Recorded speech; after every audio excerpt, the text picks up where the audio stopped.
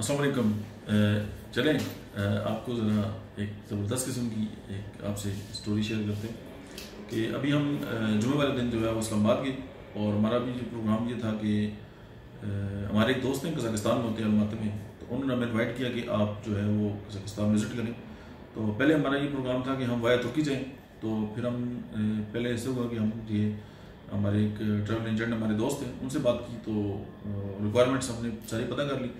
उसके बाद हम दूसरे दोस्त हैं उनके पास गए। तो फिर अभी हमने ये प्लान किया कि हम पहले ताशकंद जाएँ और ताशकंद के बाद जो है वो हम अलमाता विज़िट करें, और फिर ये कि हम आपको दो जो मुख्तलिफ कंट्रीज़ हैं उसकी जो है वो सैर कराएँ, लेकिन बिज़नेस पॉइंट ऑफ व्यू से। एक तो ये ना कि आप देखते रहते हैं कि बहुत सारी इन्फॉर्मेशन आप तक आती रहती है, लेकिन अभी मतलब कि ताज़ा हम पे एक भूत सवार हुआ है कि बिज़नेस भी करना चाहिए और इंटरनेशनल जो मार्केट है उसको देखना चाहिए कि कैसे हालात हैं।